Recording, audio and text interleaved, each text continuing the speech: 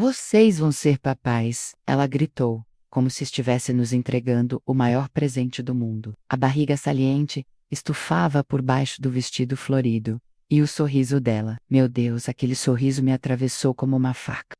Regina, 56 anos, estava grávida. Mas não era uma gravidez qualquer. Ela mesma disse: é do meu filho e da minha nora. O embrião de vocês. Um sonho realizado. Meu corpo gelou. Minha boca secou. Eu olhei para o Rodrigo, esperando que aquilo fosse uma piada macabra, uma pegadinha, uma alucinação talvez. Mas ele estava paralisado. O rosto dele foi se tornando branco, os olhos se enchendo de lágrimas. Como assim? O embrião. Ela conseguiu murmurar. Ela nos olhava com a mão sobre a barriga, como se carregasse um troféu, um orgulho estampado em cada linha do rosto. E ainda completou: sei que vocês não conseguiam. Eu só quis ajudar. Agora nossa família está salva. Nosso sangue continua. Eu fiz isso por vocês. Eu desabei. A sala parecia girar. Minhas pernas perderam força. Sentei no sofá sem perceber, ou talvez cai. Tudo ficou embaçado por um tempo. As palavras dela ecoavam sem parar na minha cabeça. Nosso embrião. Nós vamos ser papais. Eu fiz isso por vocês. Era um pesadelo. E estava só começando. Rodrigo segurou minha mão com força. Pela primeira vez, vi medo nos olhos dele. Ele encarou a própria mãe como se ela fosse uma estranha. Como conseguiu isso, mãe? Isso é crime. Isso é invasão. Isso é loucura. Ela apenas deu de ombros, sentou-se lentamente na poltrona e passou a mão na barriga com carinho, como se acariciasse uma ideia fixa. E eu fui-me, jovem. Sei como é. E vocês dois não conseguiam. Sempre voltavam da clínica frustrados. Sempre adiando. Eu tomei uma decisão de amor. Amor, volto no tempo, por um momento. 3 anos antes, eu e Rodrigo estávamos casados. Há 6 anos, tentávamos engravidar. Há 4, fizemos de tudo. Exames, hormônios, tabelinhas, simpatias, promessas. Fomos parar na clínica Huntington, em São Paulo, depois que meu médico descobriu que eu tinha endometriose profunda e baixa reserva ovariana. Era como se o meu corpo não tivesse sido feito para gerar um filho. Eu me sentia fracassada. Rodrigo sempre me apoiou, mas às vezes, eu o via chorando escondido no banheiro. Ele queria muito ser pai. Vínhamos de famílias tradicionais, cheias de irmãos, primos, almoços de domingo barulhentos. Ser o único casal sem filhos virou pauta em cada reunião de família, e ninguém forçava mais do que a própria Regina. Vocês não vão deixar o sangue da nossa família morrer. Vão, ela dizia. Letícia, eu até sonho com esse bebê. Vai ter o cabelo do Rodrigo, eu tenho certeza. Dizia com um brilho estranho nos olhos. Se fosse comigo, eu faria de tudo, do tudo mesmo. Gerar uma vida é a maior honra que existe. Eu sorri amarelo, tentando ignorar. Mas por dentro, doía. Eu queria tanto quanto ela. Mas só eu sabia o quanto era difícil. Fiz 2 ciclos de FIV fertilização in vitro. No primeiro, nenhum embrião viável. No segundo conseguimos 3. 2 de qualidade boa. Um mediano. Um foi implantado. Falhou. Decidimos congelar os outros 2 e dar um tempo. O desgaste era imenso. Físico, emocional, financeiro, cada tentativa custava mais de R$ 20.000. Eu me senti exausta, cheia de hematomas das injeções, meu humor despedaçado pelos hormônios, e meu útero vazio. Voltamos para o presente. Ela continua falando como se nada daquilo fosse anormal. Eu fui até a clínica, conversei com eles, disse que era doadora substituta. Els Desseron. Assinei os papéis. Mostrei exames, disse que vocês estavam cientes, mas preferiam não participar. Por enquanto, um presente surpresa, sabe, não é lindo? Rodrigo engasgou com a própria saliva. Você falsificou nossa assinatura? Você se passou por doadora. Mãe, você está grávida do seu próprio neto. Isso é nojento. Isso é uma aberração legal. Você violou tudo. Eu chorava em silêncio, não conseguia falar. O sangue pulsava na minha cabeça. Meus ouvidos zumbia. Um pedaço de mim queria gritar, outro queria sumir. Como aquilo era possível? Como uma clínica permitia? Como ela teve acesso aos nossos dados? Na semana seguinte, o inferno só aumentou. Ligamos para a clínica. A gerente, fria, disse que havia sido um erro de protocolo, que havia documentos com nossas supostas autorizações. Quando solicitamos cópia, vimos assinaturas falsas, inclusive meu nome, mal imitado. Ela havia invadido nosso e-mail, sabia nossos horários, criou uma pasta no Dropbox, com documentos falsos. Fez exames em seu próprio nome, e com uma obstinação quase satânica, convenceu a clínica de que o casal havia autorizado a doação dos embriões para ela, disse que estávamos em bloqueio emocional, e que ela seria a ponte para a cura. Ela usou nossas fragilidades contra nós. E ela estava grávida, e ela andava pelas ruas orgulhosa, exibindo o barrigão, de quase 5 meses. Dizia a todos que estava realizando o maior sonho da vida, gerando o neto com o próprio corpo. As vizinhas aplaudiam, as tias davam parabéns, e quem tentava entender, ela dizia: o útero é meu, o embrião é deles, mas o amor é de todos. E eu queria desaparecer. Depois do choque que paralisou meu mundo, a realidade me atropelou com força. Não dava mais para fingir que nada tinha acontecido. A gravidez da minha sogra não era um delírio ou uma loucura passageira. Menos, era uma afronta imensa. Uma invasão cruel da nossa intimidade e dos nossos sonhos. Rodrigo e eu decidimos agir. Naquela mesma semana, procuramos um advogado especializado em direito de família e questões de reprodução assistida. A advogada, uma mulher firme e experiente, chamada Marina, ficou chocada com o caso. Nunca vi nada assim. A sua sogra usurpou um direito fundamental, seu e do seu marido, algo protegido por lei. É um crime contra a dignidade da pessoa humana. Além de fraude e falsificação documental, explicou.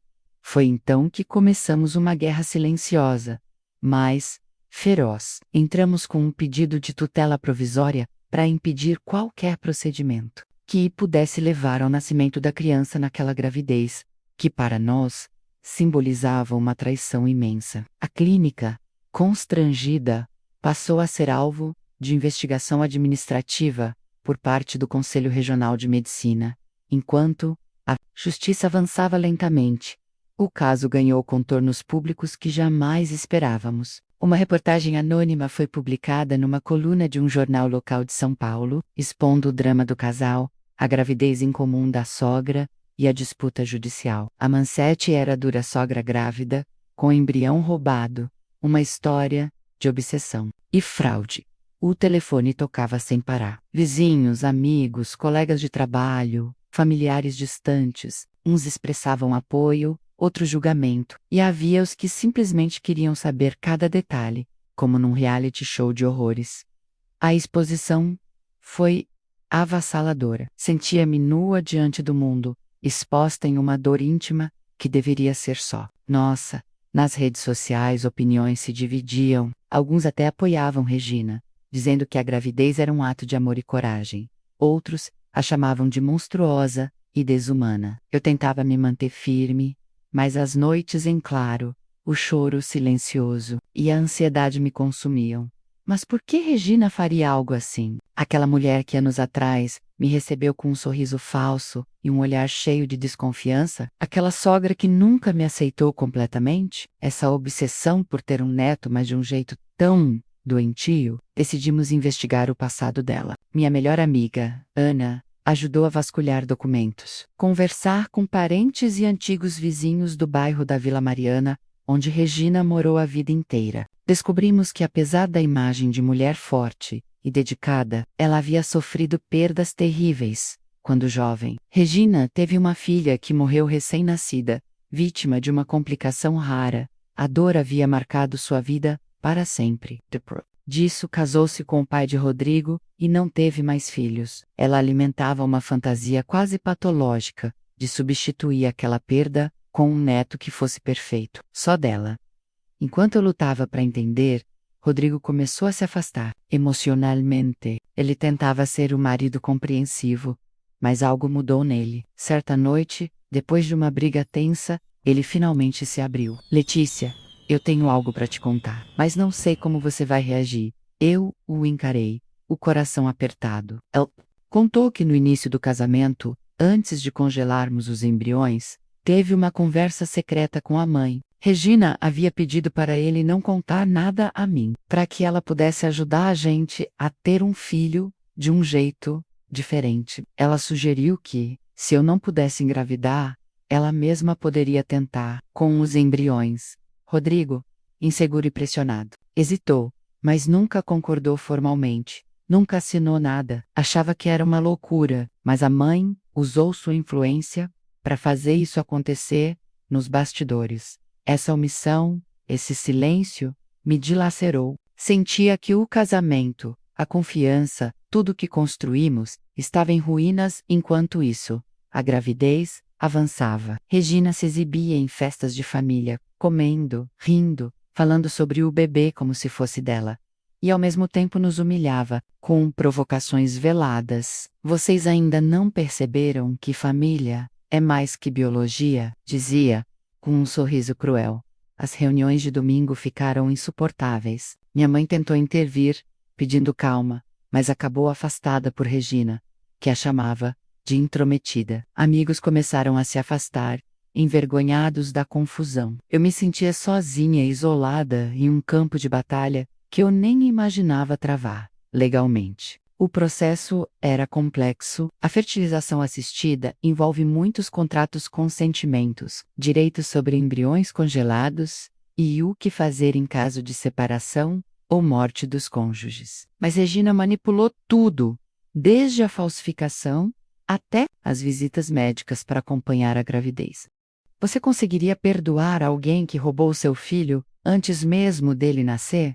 Comente sua opinião. Essa história vai mexer com tudo o que você acredita sobre família e traição. Minha advogada disse que o foco seria provar que não houve autorização verdadeira, que houve coação moral sobre a clínica e até fraude médica. Era um desafio imenso. Entre depoimentos, perícias e reuniões com a clínica, descobrimos que Regina também ofereceu suborno a alguns funcionários para ocultar documentos. A clínica passou por uma investigação pesada e funcionários foram demitidos. Tudo virou um escândalo na mídia.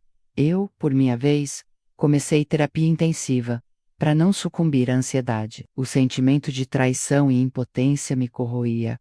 Mas a maior surpresa ainda estava por vir. Rodrigo recebeu uma mensagem anônima, com fotos e um áudio que mudariam tudo. Um segredo escondido há anos, envolvendo Regina, meu marido, e um passado que ninguém queria lembrar. Aquela mensagem seria o estopim para o verdadeiro conflito, que nos levaria a confrontos e escolhas que mudariam nossas vidas para sempre. A mensagem anônima chegou numa tarde cinzenta, enquanto eu tentava organizar a casa para aliviar o peso daquele caos que se instalara em nossas vidas. Era um arquivo zip, acompanhado por um texto curto e direto.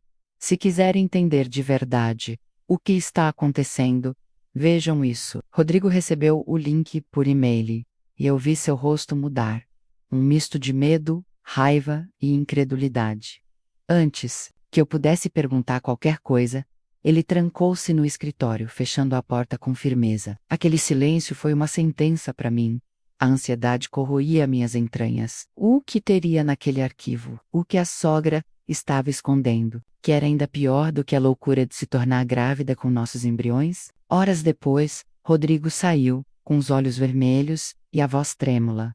Letícia, você precisa ouvir isso. Não sei como, mas a mãe tem um passado que nunca me contou. E tem a ver com os embriões e com um segredo que pode destruir tudo. Ela colocou para tocar o áudio. Era uma gravação de uma conversa antiga entre Regina e um médico, datada de quase uma década atrás.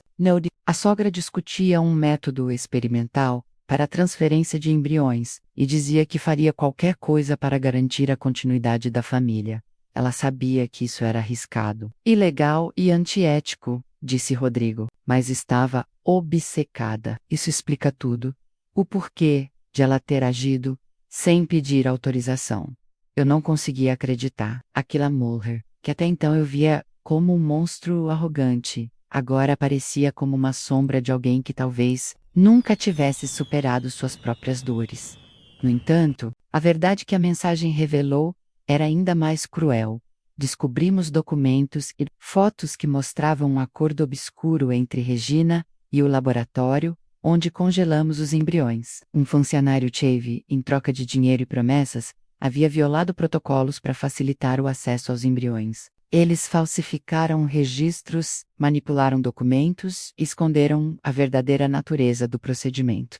Era uma conspiração dentro da clínica, envolvendo pessoas em posições de confiança. A sombra da corrupção pairava sobre todo o sistema de reprodução assistida, que deveria ser o refúgio dos casais desesperados, como nós, no meio desse turbilhão. A relação com Rodrigo se tornava cada vez mais difícil. Ele se culpava por não ter denunciado a mãe antes, por ter tentado proteger a família a qualquer custo, e o sentia que, apesar do amor que nos unia, nossa aliança estava rachando sob o peso da traição. Tivemos brigas intensas. Às vezes Rodrigo sumia por horas, sem dar notícias. Eu sentia um vazio enorme, como se estivesse sozinha, contra um exército de fantasmas e mentiras. Mas o pior ainda estava por vir. Uma tarde, quando a sogra apareceu para uma visita inesperada, a tensão atingiu o ápice. Ela entrou sorridente, vestindo uma blusa que ressaltava sua barriga grávida, e disse: "Eu sei que vocês não entendem, mas isso é amor. E quem não entende amor, não merece bebê." Eu explodi, levantei da cadeira e gritei: "Você não tem direito. Não foi amor, foi roubo, foi violação da nossa privacidade. Você nos destruiu." Rodrigo tentou intervir, mas eu estava fora. Take control. A discussão chamou a atenção dos vizinhos e dos familiares presentes. Regina, para a surpresa de todos, não se abalou. Com um olhar frio, rebateu: "O amor é maior que as leis, maior que a biologia. Vocês não mereciam ser pais, eu merecia ser avó.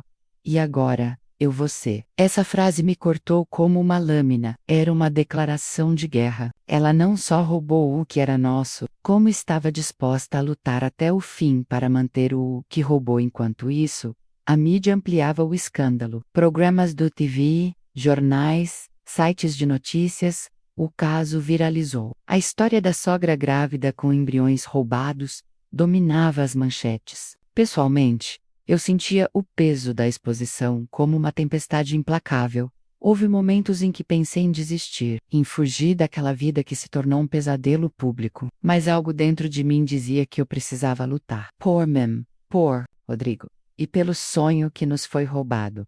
No meio de tudo, uma nova revelação abalou ainda mais a estrutura da nossa família. Descobrimos que Regina não estava sozinha nessa trama. Ela tinha cúmplices, pessoas próximas a ela, que ajudaram a planejar e executar esse crime.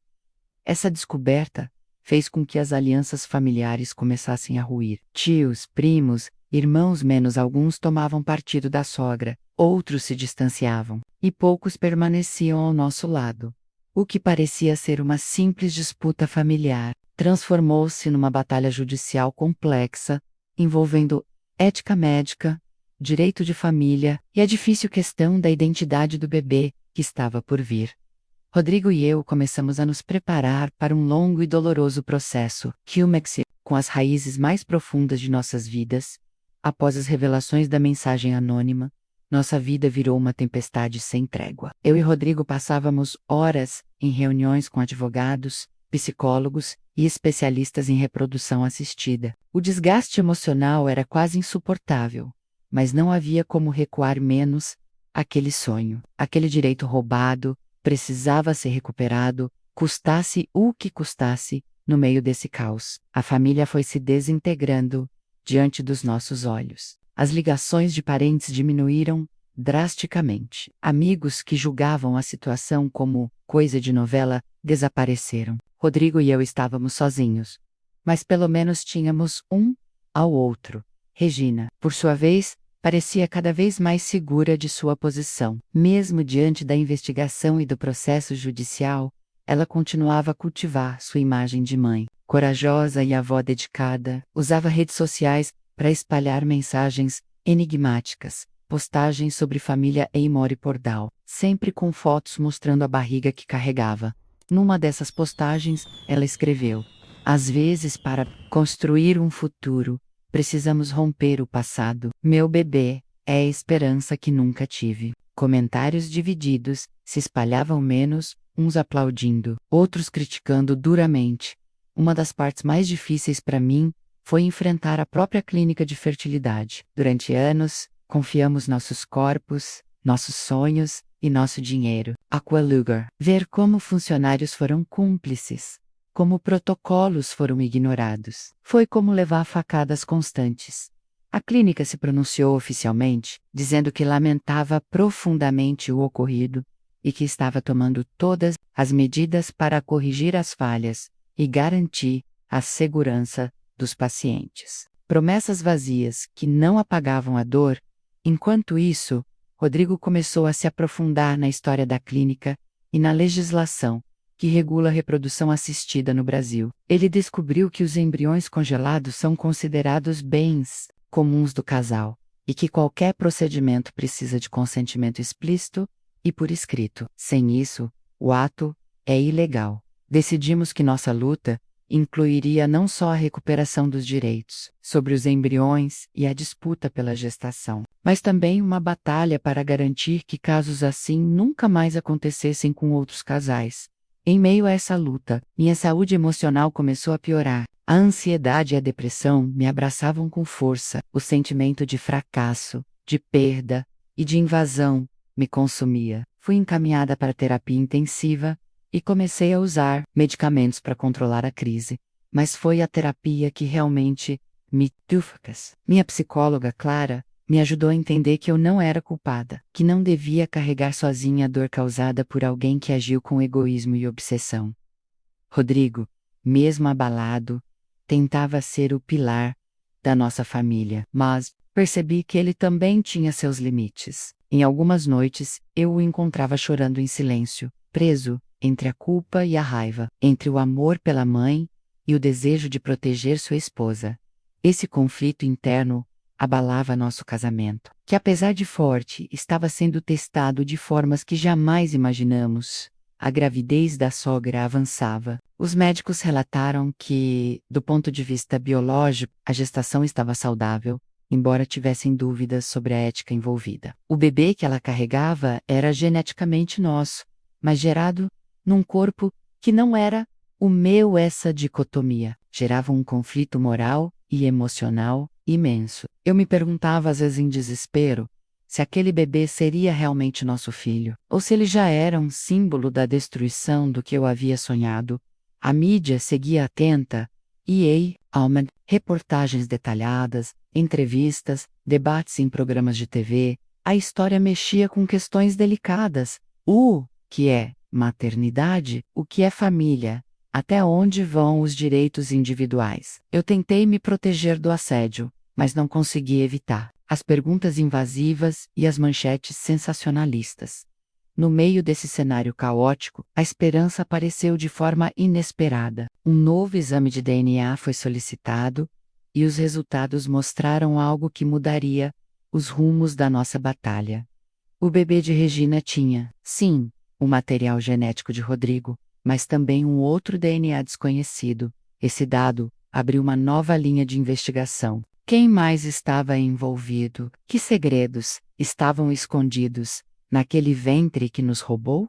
Ela não podia engravidar. A sogra então decidiu fazer isso por ela, sem permissão. Curta e compartilhe. O que você faria no lugar dessa mulher? A revelação sobre o DNA desconhecido no bebê da minha sogra caiu como uma bomba silenciosa no meio de toda aquela tempestade. Eu e Rodrigo estávamos sentados no consultório do médico geneticista, ouvindo atentamente as palavras que ecoavam com um misto de confusão e incredulidade. O bebê tem sim parte do material genético do Sr. Rodrigo, mas existe um segundo perfil genético que não pertence à sua família. É um DNA que ainda não conseguimos identificar completamente, mas não é de nenhum dos dois. Foi como se o chão desaparecesse sob meus pés. A sensação de traição e confusão se misturavam numa dor profunda, quase insuportável. Rodrigo, normalmente tão firme, abaixou a cabeça, visivelmente abalado. Ele não sabia o que pensar.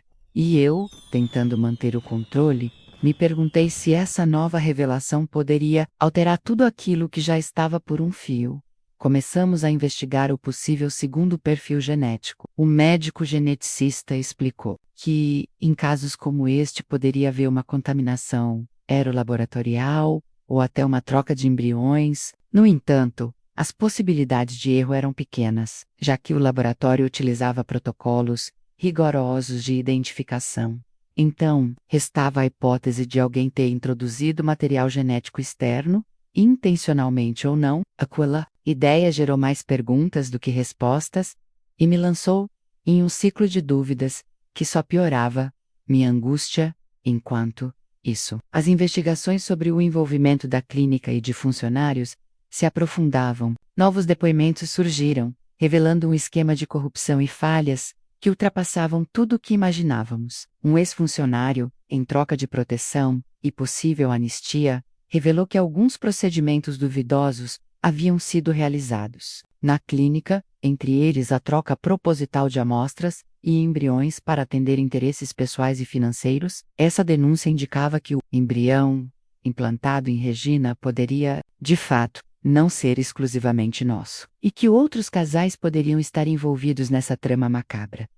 Toda essa confusão mexeu não só com a nossa vida, mas também com a integridade da clínica, que passou a enfrentar processos criminais. E, para nós, no entanto, o mais urgente era lidar com a gestação da sogra, que avançava a passos largos. Cada ultrassom, cada consulta, trazia uma mistura de esperança e revolta. A figura da minha sogra, menos aquela mulher que roubou o que era nosso e se apropriou do nosso sonho, se tornou ainda mais monstruosa aos meus olhos. Rodrigo tentava manter-se forte, mas era evidente que ele estava dividido entre o amor por sua mãe e a lealdade ao casamento e a mim. Certa noite, ele desabafou.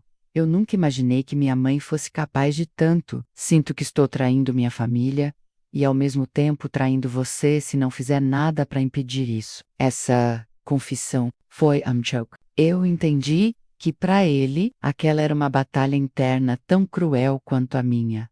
Com o desenrolar dos meses, a gravidez de Regina se tornou um espetáculo público. Ela participava de eventos sociais, falando sobre maternidade tardia, tentando angariar apoio e simpatia. Nas redes sociais, seu perfil crescia, com mensagens ambíguas que mexiam com os sentimentos das pessoas.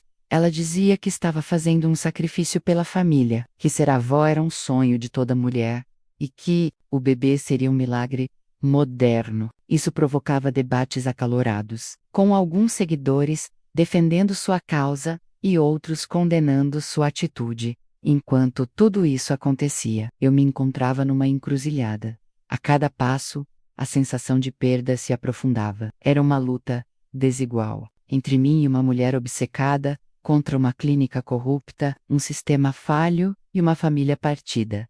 A terapia continuava sendo meu porto seguro. Clara, minha psicóloga, me ajudava a encontrar força onde parecia não existir. Ela dizia: Letícia, sua dor é legítima. Você está lutando por um direito que é seu, por um sonho que é seu. Não permita que essa batalha te destrua. Mas não era só isso. No íntimo, eu sabia que essa história não era só sobre embriões e gravidez. Era sobre confiança, limites, respeito e a essência do que significa ser mãe, esposa e mulher. Eu precisava me preparar para confrontar, não só a sogra, mas também os fantasmas que esse drama despertava dentro de mim. A chegada do verão trouxe um momento inesperado. Rodrigo recebeu um convite para participar de um programa de TV, onde poderia expor nossa versão da história para o país. Aceitamos, sabendo que seria um passo arriscado, mas necessário, para buscar justiça. Na gravação, entre lágrimas e palavras firmes, contamos nossa luta, nossa dor e o impacto daquela traição em nossas vidas. O programa gerou uma onda de solidariedade, mas também críticas ferozes. A exposição, embora difícil, fortaleceu nossa determinação. e foi nesse turbilhão que um novo fato veio à tona, capaz de virar completamente o jogo.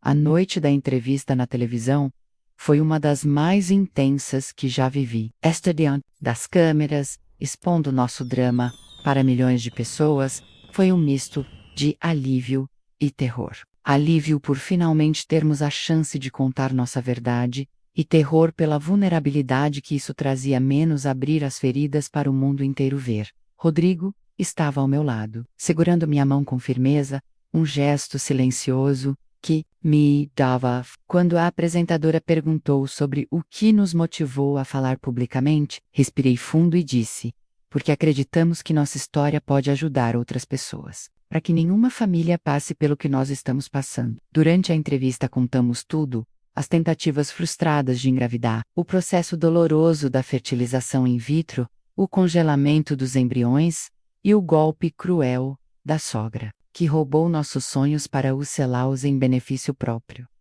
Falei sobre as noites intermináveis de choro, as brigas silenciosas entre eu e Rodrigo, o medo constante de perder não só o bebê, mas a nossa sanidade emocional. As perguntas da apresentadora foram diretas e delicadas, e senti que conseguimos transmitir a complexidade daquela situação para o público. A repercussão foi imediata. Nas semanas seguintes, recebemos mensagens de apoio de pessoas do Brasil inteiro, histórias semelhantes e palavras de encorajamento. Mas também vieram críticas pesadas, acusações de exposição exagerada e julgamentos sobre a nossa vida pessoal. Mesmo assim, a mídia continuava a investigar o caso, trazendo novas informações sobre o funcionamento da clínica e o envolvimento de outras pessoas.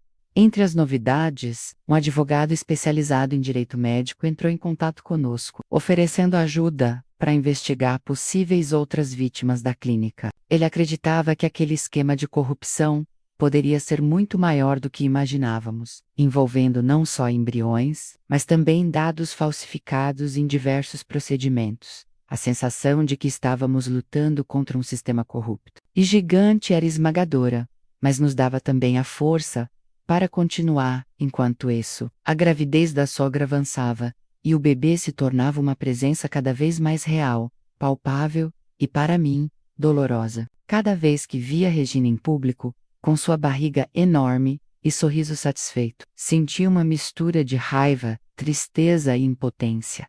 Era como se ela estivesse roubando não só nosso embrião, mas também nosso espaço, nossa identidade como pais.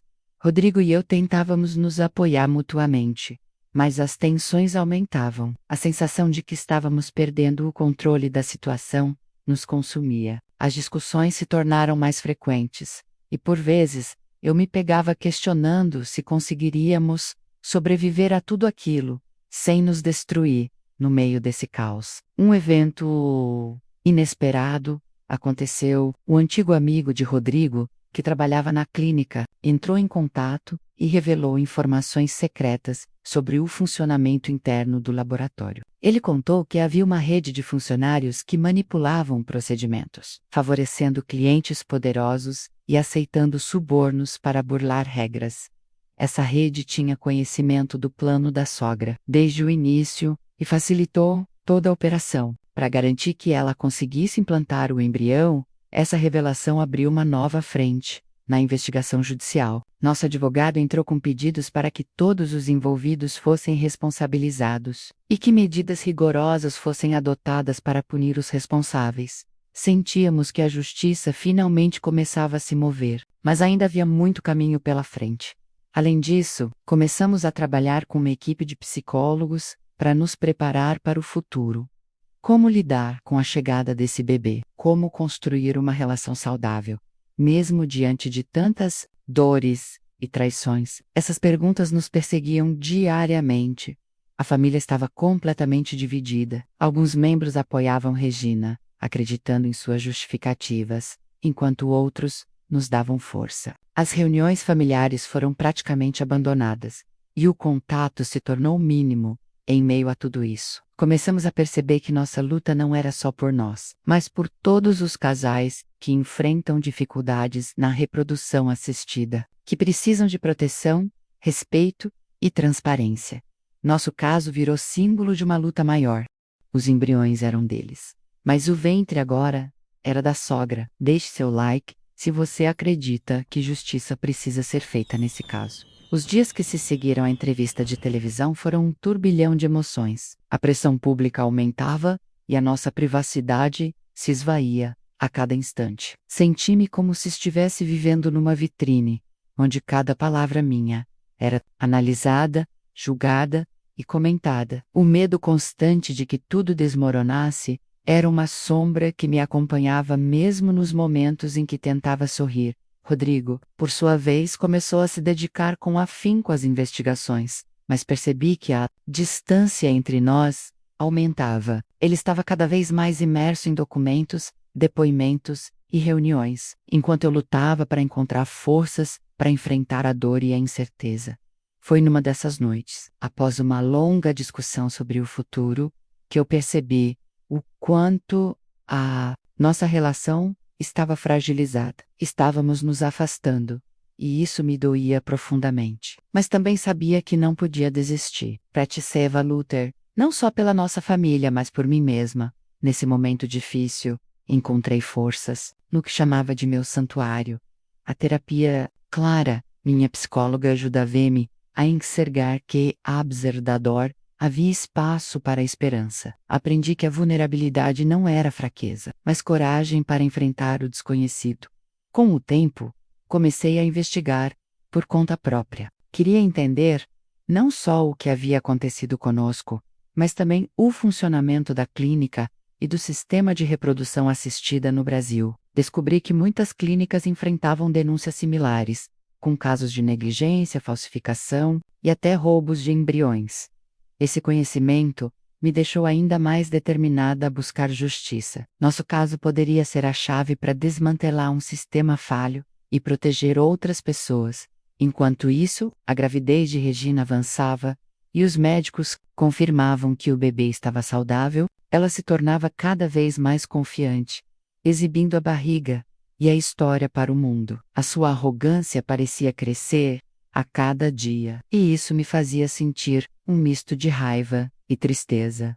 Rodrigo e eu começamos a planejar como lidar com a chegada do Bob. Sabíamos que, independentemente do que acontecesse na justiça, teríamos que enfrentar a realidade da criança que estava por vir. O medo do desconhecido e da convivência com a sogra era uma constante. Numa dessas conversas, Rodrigo revelou um segredo que me deixou chocada. Ele contou que, no passado, havia tentado esconder de mim algumas decisões da mãe para evitar conflitos. Esse silêncio gerou uma crise entre nós, mas também abriu caminho para um diálogo sincero e necessário. Ao mesmo tempo, a mídia continuava a pressionar, e nosso caso se transformava em pauta nacional. Debates sobre direitos reprodutivos, ética médica e família ganhou espaço nas manchetes e nos programas de TVU. Desgaste emocional e físico era imenso, mas também nos fez crescer. Eu, Rodrigo, e até mesmo a figura da sogra, cada um à sua maneira, estávamos sendo transformados por essa experiência. Os meses seguintes foram marcados por uma sucessão de eventos que mudaram para sempre a dinâmica da nossa família e a forma como eu via o mundo. A gravidez de Regina seguia seu curso, e ao mesmo tempo, a batalha judicial e midiática consumia todas as nossas energias. Rodrigo e eu estávamos exaustos, mas determinados. Cada consulta médica, cada audiência, cada entrevista era um passo a mais na luta pela verdade e pela justiça. No entanto, por trás dessa determinação, escondia-se uma fragilidade profunda, que só se manifestava nas noites silenciosas, quando eu me permitia chorar. A convivência familiar tornou-se um campo minado. Os encontros que antes eram momentos de alegria transformaram-se em batalhas veladas, olhares cortantes e palavras carregadas de ressentimento. Regina, por sua vez, mantinha sua postura de mãe zelosa, mas por trás do sorriso havia uma obstinação que beirava a loucura. Numa dessas reuniões tensas, um segredo inesperado veio à tona. Um primo distante, que até então havia permanecido neutro, decidiu tomar partido. Ele revelou que Regina havia manipulado várias pessoas da família para conseguir apoio e manter sua versão dos fatos. Esse relato causou uma fissura ainda maior nos laços familiares, e eu vi com tristeza a família que um dia foi unida se fragmentar diante dos nossos olhos paralelamente. O processo judicial avançava lentamente. O tribunal exigia provas contundentes, perícias detalhadas e depoimentos que confirmassem a fraude e a manipulação. Cada audiência era um teste à nossa resistência. Rodrigo e eu decidimos contratar uma equipe de especialistas para investigar a clínica e reunir todas as evidências possíveis. Contávamos com o apoio da mídia para pressionar por transparência e justiça, mas sabíamos que a luta seria longa e árdua. Enquanto isso, a gestação seguia seu curso e a sombra da sogra pairava sobre nós. Ela continuava a aparecer em público, como se fosse a protagonista de uma história que nos excluía completamente. Eu, por minha vez, encontrava na escrita uma forma de escapar da realidade por alguns momentos. Escrevia cartas para o bebê que estava por vir, mesmo sem saber se algum dia elas seriam lidas. Nesses cartos, expressava meu amor, minha dor e minha esperança de um futuro melhor. A terapia continuava sendo meu refúgio. Clara me ajudava a entender que, apesar da dor e da traição, eu ainda podia escolher o caminho da cura e do perdão, não para Regina, mas para mim mesma. Rodrigo e eu também começamos a planejar o futuro pensando como reconstruir nossa família e nossa vida depois de toda essa tempestade. E foi nesse cenário de conflitos, esperanças e descobertas que uma nova reviravolta surgiu, capaz de transformar completamente o desfecho da nossa história. A reviravolta que marcou aquele momento da nossa história veio através de um documento antigo, encontrado por acaso durante uma limpeza no escritório do meu sogro. Era um diário, um caderno envelhecido, cheio de anotações e segredos que ninguém jamais deveria ter descoberto. Quando comecei a ler aquelas páginas, percebi que estava prestes a desvendar camadas profundas da história da família que até então me eram desconhecidas. O diário era da minha sogra, Regina, e continha relatos de sua juventude, suas dores, suas ambições e principalmente os motivos que a levaram a tomar decisões tão radicais e impensáveis. Regina escrevia sobre a perda da filha recém-nascida, uma tragédia que a marcou para sempre. Descrevia com detalhes a dor insuportável e a sensação de vazio que nunca conseguiu preencher. Ela falava sobre a obsessão em ter um neto que pudesse substituir aquela perda, um desejo que se transformou em uma verdadeira fixação. As páginas revelavam também sua relação conturbada com meu sogro, um homem autoritário e distante, que nunca compreendeu a profundidade do sofrimento da esposa. O diário mostrava um lado vulnerável e humano de Regina, que até então eu desconhecia. Mas, o mais impactante, foram as anotações sobre os embriões congelados, o processo de fertilização e o momento em que ela decidiu, de forma desesperada, roubar o que era nosso. Ela justificava suas ações como um ato de amor e redenção, uma maneira de reparar a dor que carregava há tantos anos. Essa descoberta me fez sentir uma mistura complexa de sentimentos: pena, raiva, compreensão e, acima de tudo, uma necessidade urgente de perdoar para poder seguir em frente. Enquanto eu assimilava aquela verdade, Rodrigo ficou em choque. Ele não sabia da existência daquele diário e ficou abalado ao perceber a profundidade do sofrimento da mãe. Aquela leitura mudou a forma como ele via Regina, não como a vilã que nos roubou, mas como uma mulher quebrada, presa em seus próprios fantasmas. Essa nova perspectiva abriu espaço para conversas difíceis, mas necessárias entre nós. Decidimos que, apesar de toda a luta e dor, precisaríamos encontrar uma maneira de lidar com aquela situação com mais humanidade. Para o bem de todos, especialmente do bebê que estava por vir, no tribunal, apresentamos o diário como prova, reforçando a complexidade do caso e a necessidade de uma solução que levasse em conta não apenas os aspectos legais, mas também os emocionais e humanos envolvidos. A juíza responsável pelo caso Mastrucei, sensível à situação, propondo uma mediação familiar e o acompanhamento psicológico para todos os envolvidos, incluindo Regina, Rodrigo e eu. Esse novo capítulo na história nos trouxe uma esperança tímida, mas real. A possibilidade de reconstruir relações, curar feridas e, quem sabe, criar um ambiente melhor para o bebê que estava chegando. No entanto, as tensões e os desafios continuavam presentes, e sabíamos que o caminho seria longo e cheio de obstáculos. Enquanto isso, a data do nascimento se aproximava, trazendo um misto de ansiedade, medo e expectativa. A chegada do dia do nascimento foi marcada por uma tensão que parecia impregnar cada canto da casa. Cada suspiro no ar. Estávamos todos à espera daquele momento, que, para mim, simbolizava o ápice de uma batalha que já durava meses, menos a culminância de uma guerra silenciosa, travada por direitos, por sonhos, por uma família despedaçada. Regina estava no hospital, rodeada por uma equipe médica, atenta, e por alguns poucos familiares, que ainda a apoiavam. Eu e Rodrigo decidimos ficar distantes, acompanhando tudo de longe, presos numa mistura complexa de sentimentos, menos medo, ansiedade, esperança e uma dor silenciosa que ninguém poderia medir.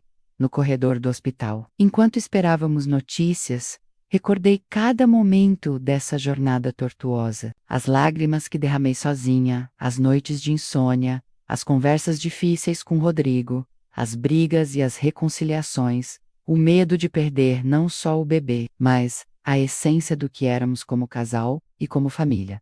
Lembrei-me também das palavras da minha psicóloga Clara, que me ensinou a importância do perdão, não para Regina, mas para mim mesma. Perdoar, para liberar o coração do peso do rancor e do ódio, para permitir que o amor, mesmo que ferido, pudesse florescer.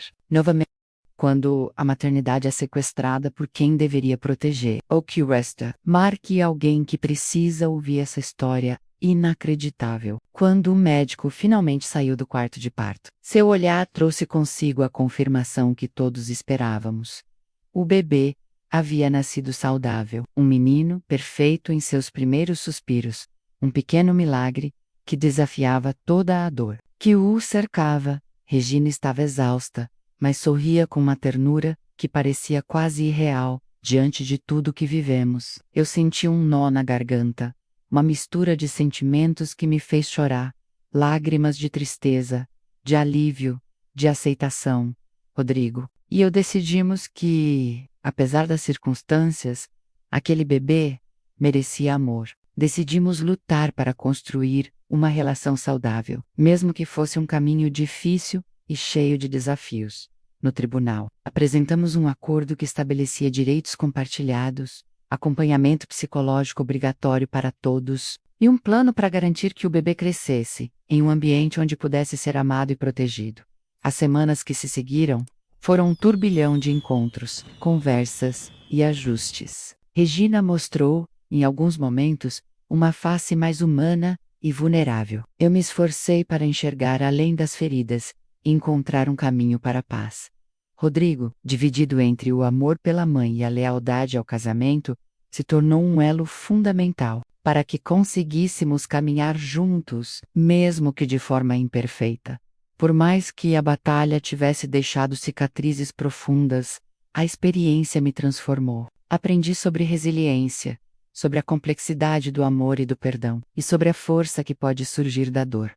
Hoje, quando olho para trás, vejo que a vida nos oferece desafios que testam nossos limites, mas também nos mostram que é possível renascer das cinzas. A história da minha sogra e dos nossos embriões roubados virou símbolo de uma luta maior, pela ética, pelo respeito e pelo amor que deve guiar nossas escolhas mais difíceis.